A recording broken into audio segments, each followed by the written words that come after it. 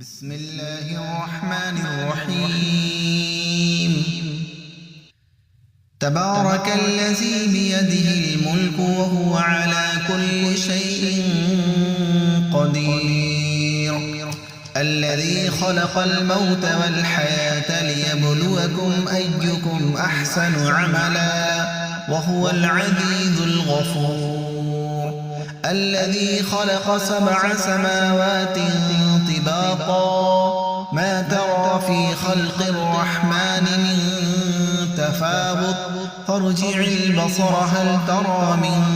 فطور ثم ارجع البصر كرتين ينقلب إليك البصر خاسئا وهو حسير ولقد زينا السماء الدنيا بمصابيح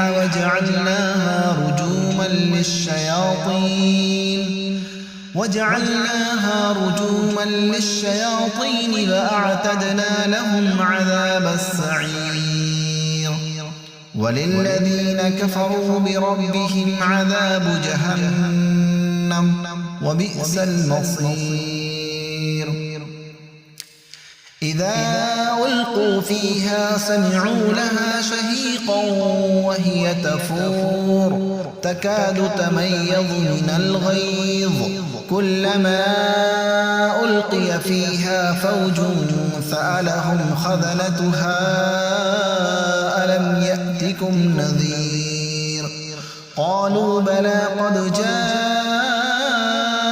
نذير فكذبنا وقلنا ما نزل الله من شيء إن أنتم إلا في ضلال كبير وقالوا لو كنا نسمع أو نعقل ما كنا في أصحاب السعير فاعترفوا بذنبهم فسحقا لأصحاب السعير إن الذين يخشون ربهم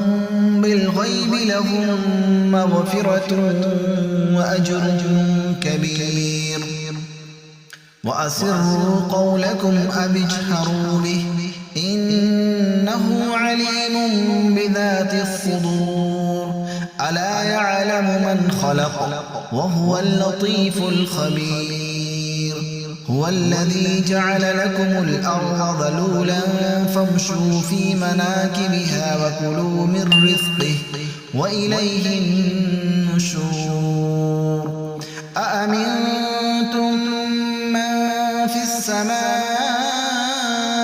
أن يخسف بكم الأرض فإذا هي تمور أم أمنتم من في السماء أن يرسل عليكم حاصبا فستعلمون كيف نذير ولقد كذب الذين من قبلهم فكيف كان نكير أولم يروا إلى الطير فوقهم صافات ويقبضن ما يمسكهن إلا الرحمن إنه بكل شيء بصير أمن هذا الذي هو جند لكم ينصركم من دون الرحمن إن الكافرون إلا في غرور أمن هذا الذي يرزقكم إن أمسك رزقه بل لجوا في عتب ونفور أفمن يمشي مكبا على وجهه أهدى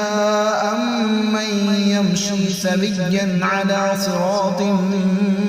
مستقيم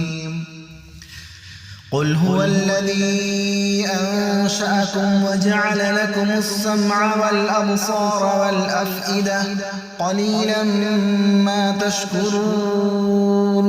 قل هو الذي ذراكم في الأرض وإليه تحشرون ويقولون متى هذا الوعد إن كنتم صادقين قل إنما العلم عند عند الله قل إنما العلم عند الله فإنما أنا نذير مبين فلما رأوه زلفة سيئت وجوه الذين كفروا وقيل هذا الذي كنتم به تدعون قل أرأيتم إن أهلكني الله ومن معي أو رحمنا فمن يجير الكافرين من عذاب أليم قل هو الرحمن آمنا به وعليه توكلنا فستعلمون من هو في ضلال مبين قل أرأيتم إن أصبح ماؤكم